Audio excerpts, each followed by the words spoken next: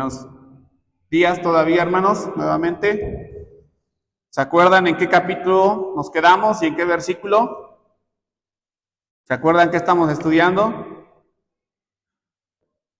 ¿Qué? ¿No se acuerdan?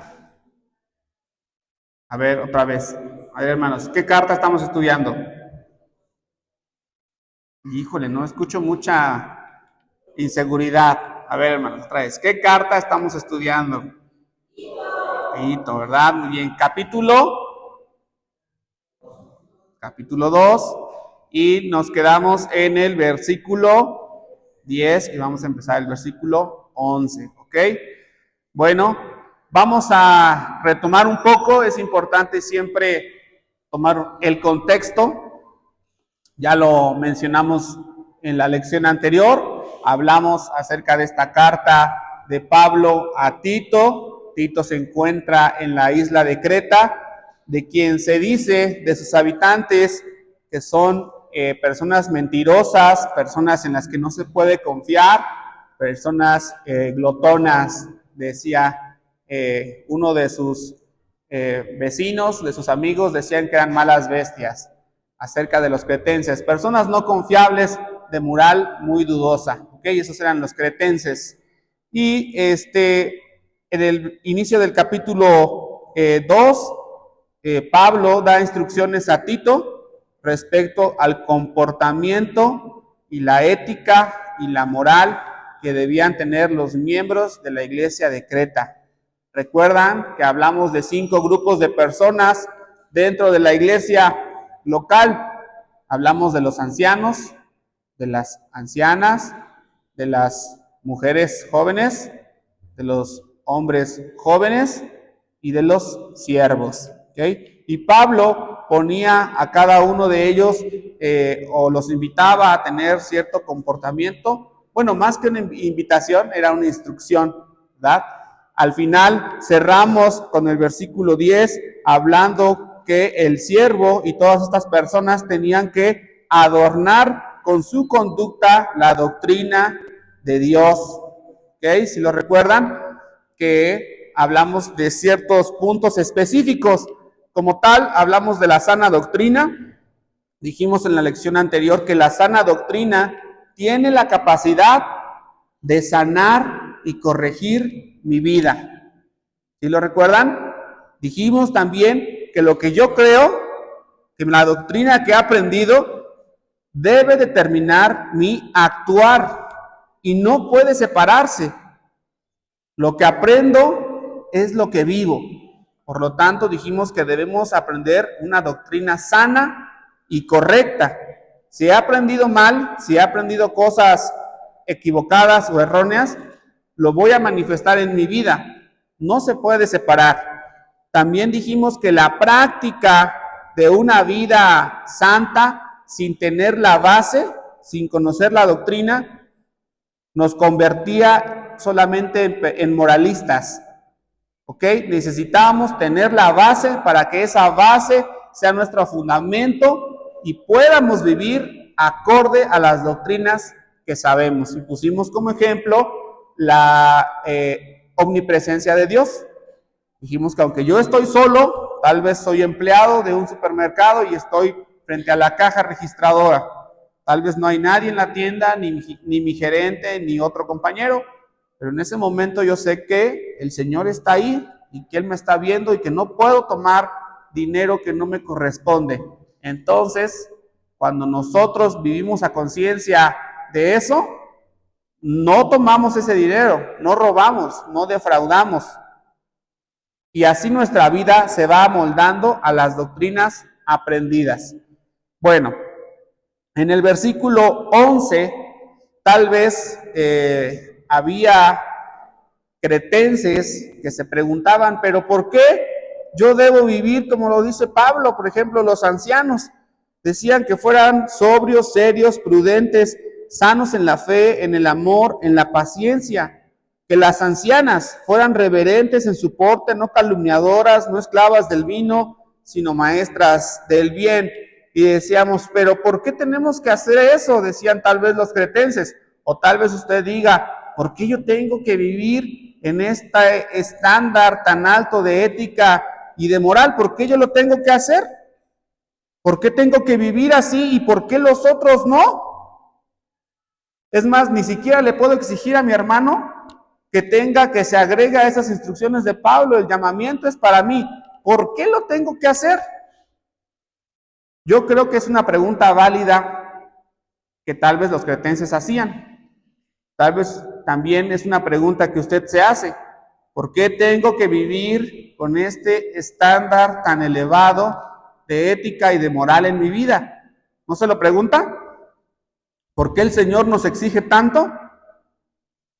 Pablo sabía que estas preguntas iban a salir del corazón de los cretenses y que tal vez iban a salir del de nosotros. Por eso, en el versículo 11 hay una respuesta a esta pregunta. Este versículo 11 también es el ángulo donde la palanca se inclina, donde se puede hacer palanca más bien. Yo pregunto, ¿por qué? Y este versículo 11 es esa piedra angular donde le da fuerza a la palanca. Dice el versículo 11, porque la gracia de Dios se ha manifestado para salvación a todos los hombres, enseñándonos que, renunciando a la impiedad y a los deseos mundanos, vivamos en este siglo sobria, justa y piadosamente, aguardando la esperanza bienaventurada y la manifestación gloriosa de nuestro gran Dios y Salvador Jesucristo. ¿Por qué? Dice Pablo, porque la gracia de Dios se ha manifestado para salvación a todos los hombres. Y decimos, bueno, porque la gracia, Pablo está llevando a la práctica lo que vimos del versículo 1 al 10. Dijimos que el conocimiento de las doctrinas, en este caso la doctrina de la salvación a través de la gracia, debe impulsarme a vivir esa vida ética y moralmente correcta que Dios me está mandando. Si yo entiendo que soy salvo por gracia, debo vivir acorde al estándar que Dios me está exigiendo. Por eso Pablo está poniendo ahí esa respuesta. Y bueno, Pablo, como maestro que fue lo de Timoteo y de Tito, aquí está metiendo la doctrina de la salvación a través de la gracia. Una pregunta muy breve con una respuesta directa. ¿Qué es la salvación a través de la gracia, hermano Ángel?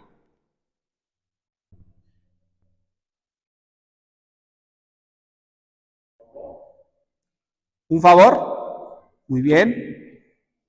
Fernando. Por medio de la fe. Bueno. ¿Otra respuesta? Hermano Nico.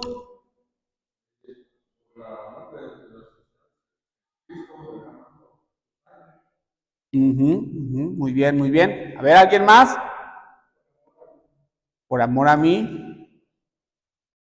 ¿Alguien más quiere agregar algo? Muy bien, si nos redime de la iniquidad. La doctrina de la salvación por gracia. Vamos a profundizar un poco, no tanto, porque no nos daría tiempo, la verdad. La semana pasada yo veía estos versículos y decía, a lo mejor lo pude haber cerrado la semana pasada, solamente con una idea rápida, pero creo que no se le haría justicia, ni hoy que tenemos una clase completa, se le haría justicia a estos versículos tan hermosos. La salvación del hombre por gracia. Bueno, ¿qué es la gracia, hermanos? El diccionario Strong define como la bondad misericordiosa por la cual Dios, ejerciendo su santa influencia sobre las almas, las vuelve a Cristo, las conserva, las fortalece, las aumenta en la fe cristiana, en el conocimiento, en el afecto y las enciende para el ejercicio de las virtudes cristianas. La puse tal como estaba porque me pareció hermosa, perfecta esta definición. Podríamos pensar como una definición rápida a la doctrina de la salvación por la gracia, es que mi salvación no fue ganada por mí, que yo no hice nada para merecerla, sino que Dios, como es bondadoso, ejerció su santa influencia sobre mi alma para que yo sea salvo. Esa es la doctrina de la salvación por gracia. Gracia, algo, un regalo no merecido, ¿sí? Algo, una bondad inmerecida. No merecíamos salvarnos. Dios ejerció su gracia. Esa es la doctrina de la salvación por gracia. Bueno, y a partir de esta, Pablo va a desglosar nuevamente ciertas conductas o características que Dios espera de nosotros. Vamos a ver también unas citas respecto a la gracia, Romanos 3:24, por favor, y también adelante Romanos 5:17.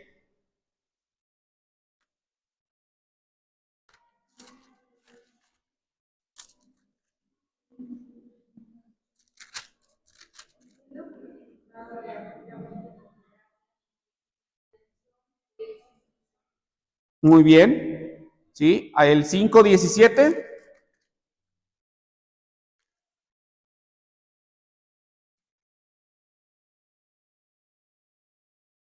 Bueno, yo lo leo pues.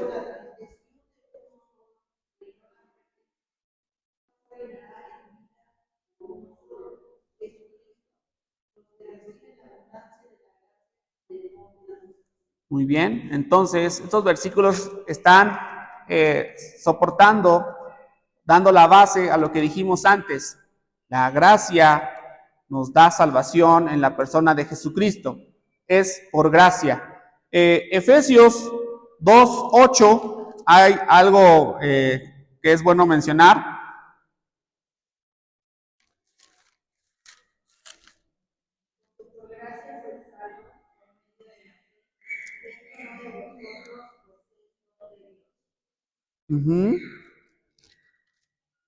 El 9, no por obras para que nadie se gloríe, porque somos hechura suya, creados en Cristo para buenas obras, las cuales Dios preparó de antemano para que anduviésemos en ellas. Porque por gracia sois salvos por medio de la fe. Eso quiere decir, hermanos, algo importante de la salvación a través de la gracia, es que Dios estableció un sistema, el sistema de la gracia, para que ninguno de nosotros pueda decir, yo soy un creyente de categoría superior a la tuya. Nadie de los que estamos aquí que ha recibido gracia del Señor puede decirlo. No puede decir, yo soy más creyente porque yo nací en un hogar cristiano, eso me hace mejor que tú. No. Dios estableció este sistema de esta manera. Tampoco podemos decir, no, yo soy mejor cristiano que tú porque yo puse aquí la primera piedra cuando se construyó este templo, yo di para comprar las bancas. Eso tampoco te hace mejor o te eleva a otra categoría mejor que otros creyentes. Por eso el sistema de la gracia es divino, especial, necesario para la iglesia. Lo único que podría hacernos tal vez, no sé si lo quisiera ver así, es que algunos reciben más gracia que otros. Pensaba en Jonás cuando el Señor le mandó a Nínive y dice que Jonás no quería ir porque dice, Señor, yo sé que tú los vas a perdonar porque tú eres bueno, aunque los de Nínive no se lo merezcan, tú los vas a perdonar y yo no quiero eso porque son malos. Tal vez haya personas que son más malas que nosotros, yo no lo podría juzgar, que podamos decir, no, es que ese es bien malo, ese sí merece un castigo. No. La gracia del Señor tiene el poder y la eficiencia para salvar, dice aquí la palabra, a todos los hombres. Y bueno, en este versículo 11, vamos a regresar a Tito, habla de tres, o pone Pablo tres palabras sobre la mesa. La primera, la gracia; la segunda, salvación; y después, a todos los hombres. Ya hablamos acerca de la gracia. Salvación, del griego soterios, ¿sí?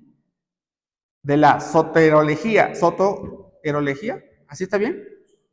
Soterología, el estudio de la salvación, ¿sí? De ahí viene esa palabra. Bueno, salvados. ¿De qué fue salvado el hombre? Usted lo sabe, pero vamos a recordarlo porque la Escritura nos está guiando a eso. Romanos 3:10, ¿de qué fue salvado el hombre?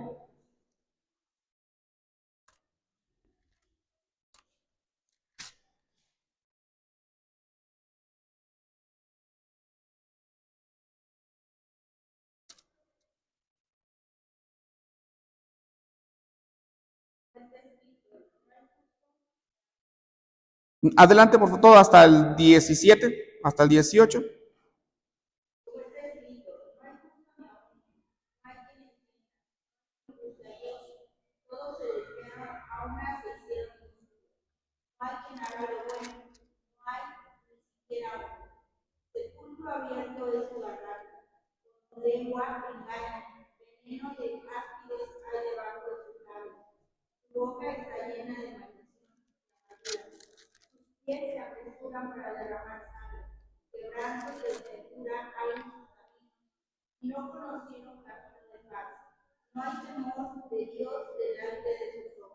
Gracias. El hombre tiene una naturaleza pecaminosa y esa naturaleza lo lleva hacia un lugar, dice ahí adelante el versículo 23, por cuanto todos pecaron y están destituidos de la gloria de Dios. Y adelante en el 6:23, porque la paga del pecado es muerte. El hombre tiene una necesidad, la necesidad de ser salvado de la condenación por sus pecados. No hay ningún hombre sobre esta tierra que pueda decir: yo nunca he pecado. La Biblia es clara: todos los hombres hemos pecado.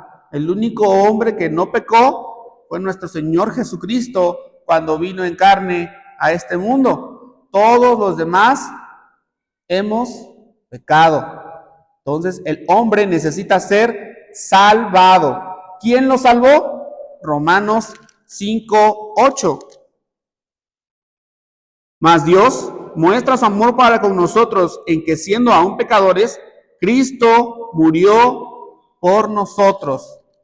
El hombre necesita ser salvado y su salvación se encuentra en Cristo. Vamos a continuar. Ya dijimos gracia, ya hablamos de la salvación. El versículo 11 termina diciendo que Dios no hace acepción de personas. Dice que fue para todos los hombres, dice específicamente.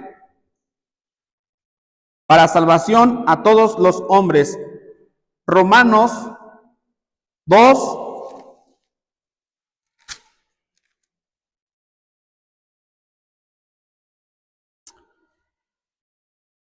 Del 10 al 11 dice, pero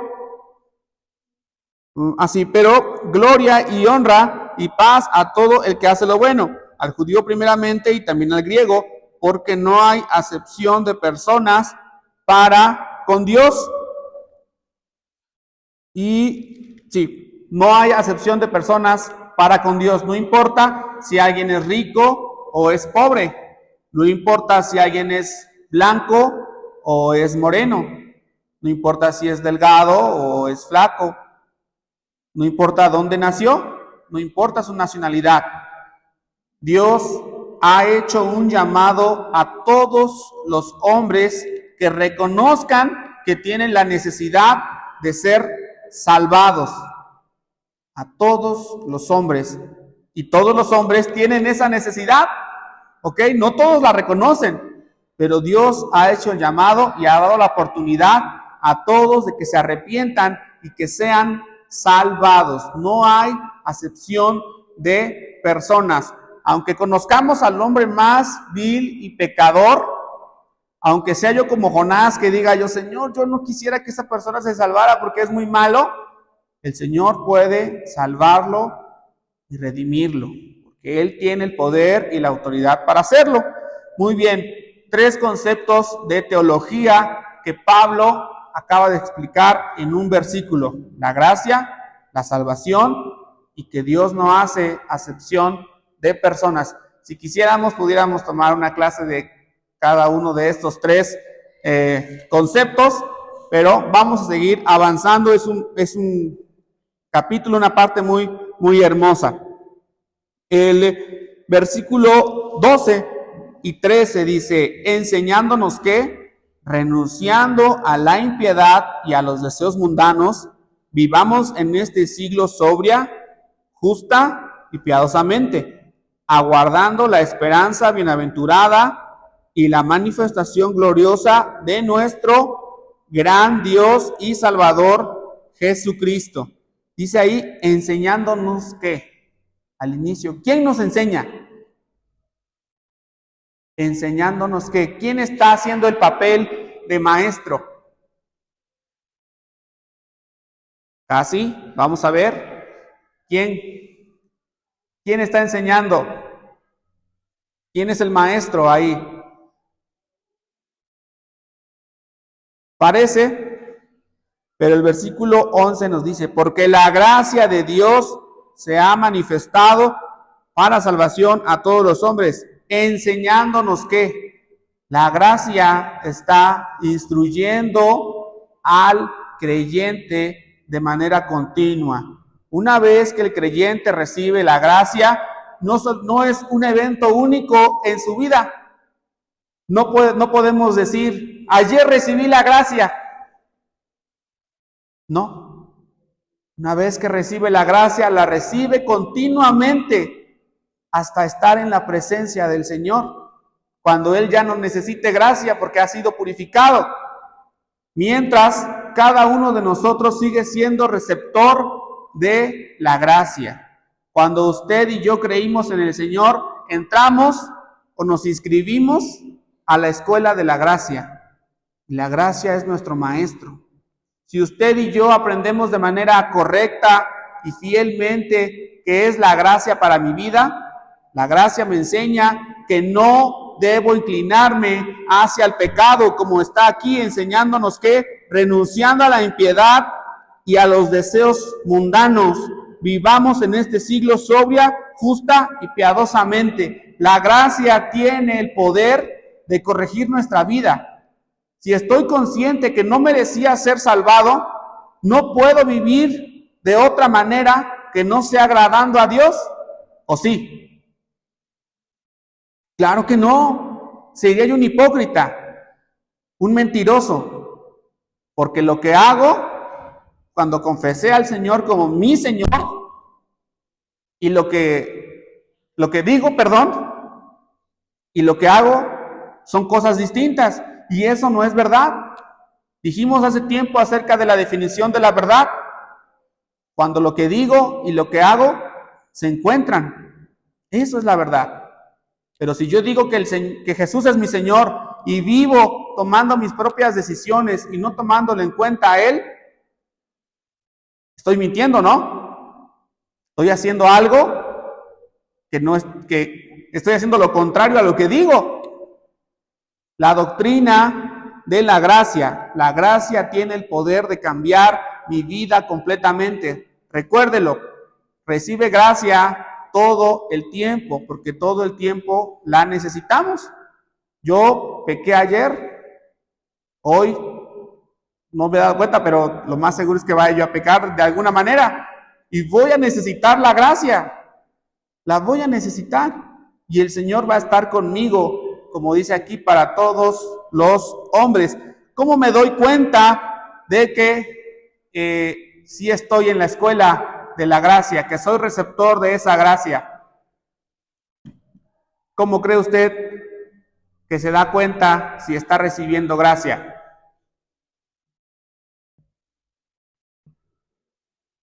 Si la gracia me enseña a que debo rechazar la impiedad y los deseos mundanos, mi vida debería ser una continua negación a la impiedad y a los deseos mundanos. Pero si por el contrario estoy entregado a la impiedad y a los deseos mundanos, tal vez no está usted inscrito en la escuela de la gracia, porque no hay un esfuerzo consciente, no hay verificación.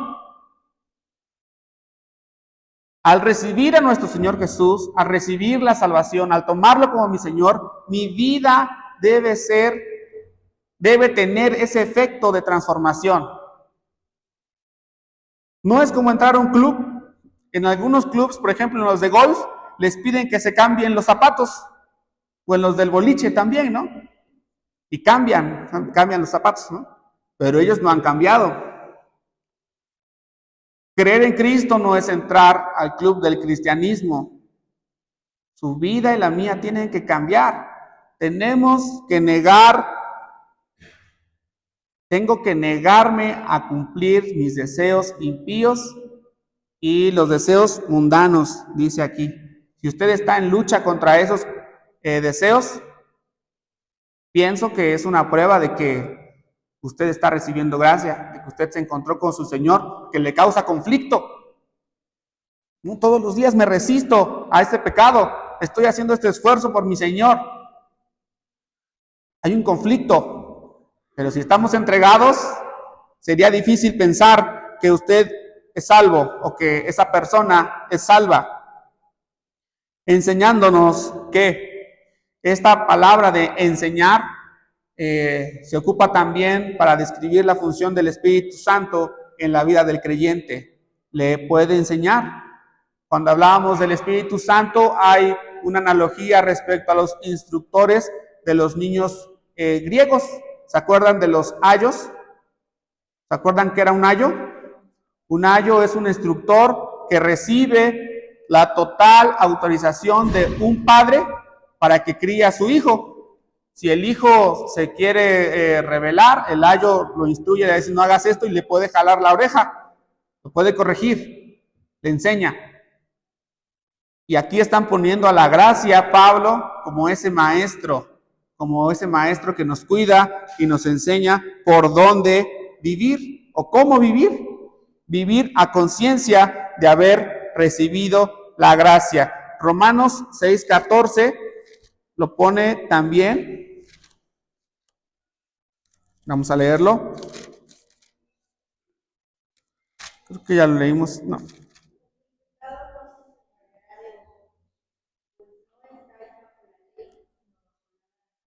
Sí. El pecado no se va a enseñorear de ti, o sea, no te va a dominar, porque estás bajo la gracia, bajo la instrucción de la gracia. No te puede dominar el pecado, no nos puede dominar el deseo por las cosas pecaminosas. Bueno, se vuelve efectiva en nuestras vidas cuando, número 1, renuncio a la impiedad. ¿Saben qué es la impiedad?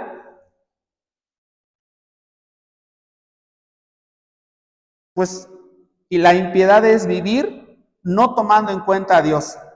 Yo vivo bajo mis reglas, bajo mis creencias, bajo lo que yo decido que es correcto, poner a Dios de lado. Renunciar a los deseos mundanos. Obviamente el mundo tiene una amplia gama de oferta pecaminosa para cada uno de nosotros. Para algunos de nosotros tal vez nos atraiga más el dinero, algunos tal vez los lujos, algunos tal vez las posesiones, no lo sé. Renunciar a los deseos mundanos. Mi vida debe manifestar, como está en el versículo 12, 3 características que las hemos mencionado en otras ocasiones. ¿Cuáles son? ¿Están ahí? Sobriedad, justicia y piedad. Sobriedad. Dijimos que la sobriedad es la manifestación de un autocontrol, saber lo que debo hacer, cuándo, dónde y cómo. Sobriedad, autocontrol también de lo que pienso. Hablamos la lección pasada acerca de la prudencia, una mente salva que ha sido transformada por el Señor y que ahora hace un esfuerzo por mantenerse en las cosas de Dios. Justicia nos habla de rectitud, que cumple con las exigencias bíblicas y es justo en sus relaciones con los demás. Piedad, lo contrario a impiedad es piedad, o sea, una persona que toma en cuenta siempre a Dios. La gracia nos enseña a hacer esto. Por último, una persona que está haciendo efectiva la gracia en su vida es que vive en conciencia del inminente regreso de Cristo. Vimos 4 cosas que nos enseña la gracia. ¿Sí las vieron? La primera, me ayuda a renunciar a la impiedad. La segunda, a renunciar a los deseos mundanos. La tercera, hace que en mi vida se manifieste la sobriedad, la justicia y la piedad. Y la cuarta, me hace vivir en conciencia del inminente regreso de Cristo. Cristo va a volver. Yo no puedo seguir viviendo como viví hace años cuando estaba perdido. Antes de recibir la gracia, yo vivía pecando deliberadamente, entregado a la impiedad y a los deseos mundanos. Cuando la recibí, el Señor, la gracia hizo un trabajo en mí. Cristo que murió va a regresar. Tengo que vivir diferente. Tengo que vivir a conciencia de haber recibido la gracia. Estaba pensando en esta parte, miren, sobriedad, justicia y piedad. Son 3 maneras o 3 formas que tiene el hombre en sí mismo, o que lo forman. Miren, la sobriedad, que dijimos que es autocontrol, es una cosa interna, es algo interno, ¿no? ¿Quién sabe lo que estoy pensando de ustedes en este momento? ¿Alguien sabe qué es lo que estoy pensando? No, yo tampoco sé lo que está pensando cada uno de ustedes. Pero cuando el Señor me hace una persona sobria, me da autocontrol, puedo refrenar mis pensamientos si son pecaminosos. Hay un trabajo interior en mí. Interior. La justicia. Si yo no fuera justo o leal en mis relaciones personales, sería injusto, ¿verdad? Entonces, es una manifestación exterior. Y la piedad, si tomo en cuenta a Dios, es una manifestación hacia arriba, hacia el Señor. 3 aspectos que impactan nuestra vida, al interior, al exterior y con el Señor. Pablo lo resume de una manera muy hermosa: sobria, justa y piadosamente. ¿Sí tomaron los 4 puntos donde nos cambia la gracia? Y ahora, en el versículo 14, Pablo va a tomar otra doctrina fundamental del cristianismo. Ya vimos una, la salvación del hombre por gracia. Y dice ahora el versículo 14, quien se dio a sí mismo por nosotros para redimirnos de toda iniquidad y purificar para sí un pueblo propio, celoso de buenas obras. ¿Qué doctrina pueden ver en este versículo? ¿Hay alguna que puedan ver? Está pesado, la verdad. Dice Pedro que, describiendo algunas de las cartas de Pablo, decía, es que Pablo habla unas cosas que son difíciles de entender. Y sí lo son. Pablo está hablando en este caso de la doctrina de la sustitución. Que Cristo toma la paga del pecado que me tocaba a mí, lo que a mí me tocaba sufrir, Cristo se pone. Hay una sustitución ahí. Yo debía recibir ese castigo, pero Cristo lo tomó por mí. Y hay muchísimos versículos que soportan esta doctrina. Gálatas, ¿se acuerdan? Gálatas 2:10, me parece.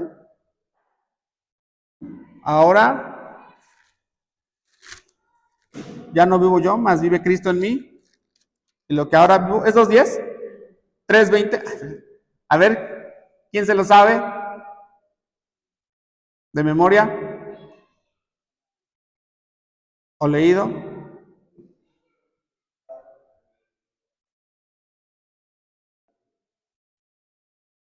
En la fe, el cual me amó y se dio, ¿no? Dice así. Se entregó a sí mismo por mí. Efesios 5:2. Bueno, la verdad es que Gálatas no la tenía apuntado, me vino a la mente ahorita. Pero Efesios 5:2.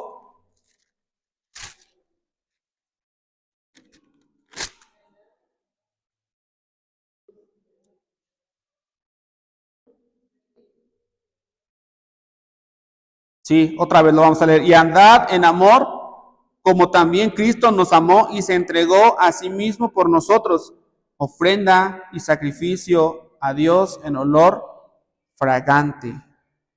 Filipenses 2, del 6 al 7, el cual, siendo en forma de Dios, no estimó el ser igual a Dios como cosa a que aferrarse, sino que se despojó a sí mismo, tomando forma de siervo, hecho semejante a los hombres. Jesucristo se dio a sí mismo por mí. Esa es una doctrina que debe estar escrita en su corazón de manera clara. Nadie murió por usted más que Cristo. El que hizo el sacrificio por usted fue Cristo. Usted y yo tenemos una deuda impagable con Cristo. Cristo fue el que tomó mi lugar en esa cruz. En la cruz era donde morían los malhechores y Cristo no lo era. Yo sí lo soy. Hago el mal. Hay una sustitución ahí. Está soportado bíblicamente. Es una doctrina que debe estar en su corazón y que debemos vivir acorde a eso. ¿Sí? Yo debo vivir siempre consciente de que Cristo murió por mí en mi lugar, que yo merecía morir. Dijimos, la paga del pecado es muerte y el pecado lo cometí yo. Yo debía haber muerto, pero Cristo tomó ese lugar y murió por mí. Como también Cristo nos amó y se entregó a sí mismo por nosotros. No tomó en cuenta el ser igual a Dios, sino que se despojó de sí mismo y vino aquí tomando forma de siervo. Y Gálatas dice, el cual me amó y se dio a sí mismo por mí. Hermanos, hay una deuda con Cristo. Su servicio, su dedicación a la palabra, sus ofrendas, todo debe estar, todo debe indicar que usted está consciente de esa deuda. Yo le sirvo porque Él me amó. En esto conocemos el amor. Primera de Juan 3:16. ¿Sí? En que Cristo nos amó y se entregó a sí mismo por nosotros. Por mí, por usted. No puede, mire, el punto aquí es vivir acorde a lo que decimos creer. Yo no puedo tener una vida despilfarrada o despreocupada sabiendo que alguien murió por mí. ¿O sí? Claro que no, hermanos, no es lógico y no es complicado. Estoy explicando un poco las doctrinas a fondo, pero la enseñanza aquí es sencilla. Debo vivir de acuerdo a lo que confieso, a lo que estoy diciendo, a lo que digo creer. La doctrina de la sustitución. quien se dio a sí mismo por nosotros para redimirnos de toda iniquidad y purificar para sí un pueblo propio. Ya dijimos que fue por nosotros. En la mañana dijimos que es redimir, ¿sí? Dijimos que redimir es pagar el precio para liberar. ¿Por qué? Porque estábamos cautivos en iniquidad. La iniquidad sabemos que son los pecados. Y miren, la verdad es que Pablo aquí pone mucho material para meditar. Pone aquí el para. O sea, hay un propósito que Cristo tiene en morir por nosotros. Dice, para redimirnos, ¿sí? Porque necesitábamos ser salvados. Y agrega otro, y purificar para sí un pueblo propio. Y purificar para sí un pueblo propio. Podemos entenderlo de manera directa cuando hablamos de purificar. ¿Qué es purificar? Pues sacar todo el material que se conozca o que se describa como impuro, sacarlo de una sustancia, y eso es purificar. En este caso nosotros pensamos directamente en nuestra vida, que el pecado nos contamina, ¿sí? Entonces la obra de Cristo en nuestra vida nos quita eso. La gracia nos ayuda a vivir continuamente eliminando y rechazando esos deseos impíos y deseos mundanos, ¿sí? Nos limpia, tiene un efecto purificador. Pero si pensamos también en el Antiguo Testamento, piénsenlo así, trasladen su mente hacia ese punto. ¿Quién se purificaba? Los sacerdotes, ¿verdad? Dice para purificar para sí un pueblo. Había un pueblo en el Antiguo Testamento que nos llame la atención respecto a esto. Ya dijimos los sacerdotes, ¿verdad? ¿Qué pueblo era ese? De las 12 tribus. ¿Qué hijo era él y sus descendientes? ¿Quiénes fueron llamados sacerdotes? Los de Leví, ¿verdad? Entonces ese era un pueblo de sacerdotes. Dios dijo, apártenme a Leví porque él va a ser, y sus hijos, sacerdotes para mí. Los ordenó. O sea, les dio el nombramiento de ser sacerdotes. Cuando entraron a la tierra prometida, ¿qué les dijo Dios a los de Leví? Su herencia soy yo. Ustedes no van a tener propiedad en la tierra. Yo soy su herencia. Y cuando pienso en este pequeño detalle que el Espíritu le revela a Pablo, y purificar para sí un pueblo propio, me hace tomar conciencia nuevamente de la gracia de la cual soy objeto. Me hace tomar conciencia de que yo no merezco estar aquí, porque Cristo me tomó cuando yo no me lo merecía. Me purifica, me toma aparte, me hace recibir una herencia que yo no merecía, la herencia de Dios. ¿Quién recibe la herencia? Los hijos. Es hermoso esta pequeña frase, purificar para sí un pueblo propio, algo que Él reclama para Él mismo. Celoso de buenas obras. Otras versiones dice, decidido a hacer buenas obras.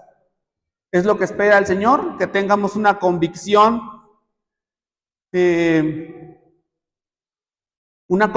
por hacer buenas obras, por hacer las cosas bien, por apegarnos a las instrucciones que ya se nos dio, a estas instrucciones éticas y morales.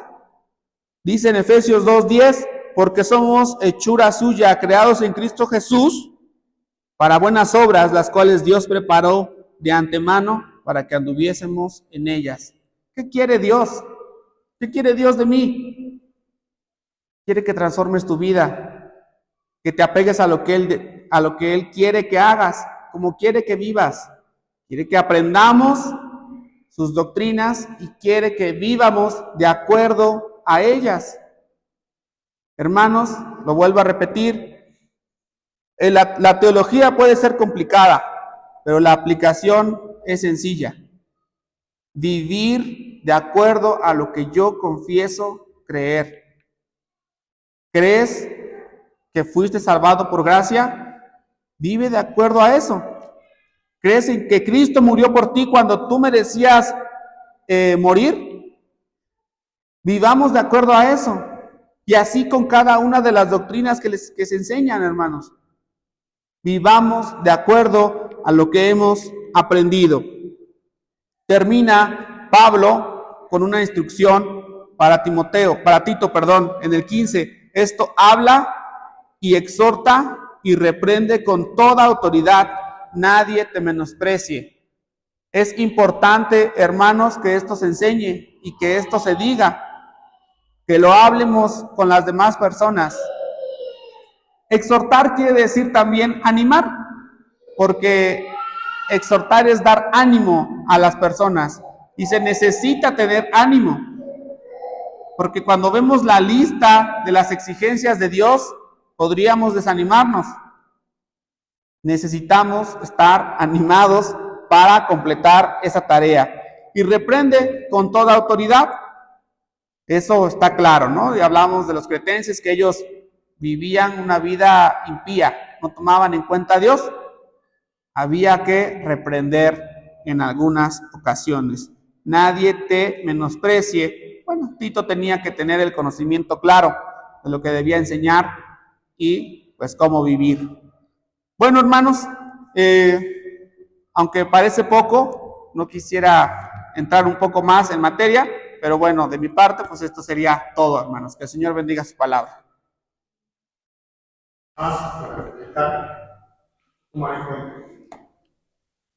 Gracia es una acción. Pablo la personifica, pero la gracia no es una persona. Todos necesitamos llevarlo a cabo porque no es una persona la gracia. Dentro de la Escritura vamos a conocer dos tipos de gracia. Bueno, es una gracia, pero vamos a encontrar la aplicación en dos formas de la gracia. La gracia común y la gracia especial, la gracia salvadora que nos da nuestro hermano. La gracia común la podemos observar cuando sale el sol hacia injustos, cae la lluvia sobre injustos. Y la gracia salvadora, la gracia especial, es hacia nosotros. Con respecto a la gracia, nuestro contexto de lo que nos da nuestro hermano, y está excelente, es que en el capítulo 2 van ustedes a observar enseñanza en los diferentes versículos. Enseñanza en el versículo 3, enseñanza en el verso 4 y 5, enseñanza en el verso 6, 7 y 8, y luego volvemos ahora a enseñanza en los versículos 9 y 10, y es ahí donde entramos, y nos habla nuestro hermano acerca de la enseñanza que nos da la gracia. Pero recordemos que la gracia no es como el Espíritu Santo. El Espíritu Santo es el que nos enseña. Simplemente Pablo nos está personificando, pero dice, la Escritura dijo Jesucristo, que el Espíritu Santo tomará de él y nos los hará saber. Entonces, lo que nos enseña es el Espíritu Santo en nosotros. Nuestras acciones están basadas en que ahora, como dijo nuestro hermano, nos ha sido dado la gracia o la benevolencia, o nos ha dado Dios ese privilegio de no destruirnos por causa de nuestro pecado, ¿verdad? Entonces esa es la gracia. La gracia es la acción que Dios hace sobre nosotros, sobre los injustos y sobre los que ahora ya no conocemos. Entonces, es importante observarlo con respecto a la gracia. Entonces tengamos cuidado, dijo nuestro hermano, que es complicado, como habla Pablo, sí, es complicado. Tengamos cuidado en esa parte para que no vayamos a confundir entre que la gracia es como el Espíritu Santo, que lo podemos entristecer, que nos enseña. La gracia es una acción, algo inmerecible, algo que no nos pertenecía. Dios tuvo bondad, misericordia sobre nosotros y así lo expresó sobre nosotros con la gracia. Entonces, sí, tengamos mucho cuidado y es esencial que lo manejemos para que no lo vayamos a confundir con respecto a la gracia. Recuerden observar el contexto. Nuestro contexto es enseñanza, ya dije los versículos, y caemos en la enseñanza de la gracia, y es ahí donde nuestro hermano nos expresa con respecto a la acción que Dios hace sobre nosotros. Y ahora nosotros, como ya tenemos la gracia de Dios benevolente en su misericordia, ahora es la acción que nosotros realizamos ya con la enseñanza y la instrucción que se nos dio. Por lo tanto, entonces, está sobre nosotros la gracia, siempre la vamos a tener hasta el día que estamos delante de su presencia. Aún pecando, la gracia está sobre nosotros, porque si pecáramos en este momento, si Dios nos quitara su benevolencia, su gracia, nos tendría que eliminar, porque perfecta es su justicia. Entonces, sí, es evidente lo que nuestro hermano nos remarca, siempre es necesario que lo que nosotros sabemos, ya conocemos de la Escritura, es aplicarlo, porque la gracia de Dios está sobre nosotros. Bueno, pues es ahí. ¿Sale, hermanos? Bueno, que el Señor los bendiga.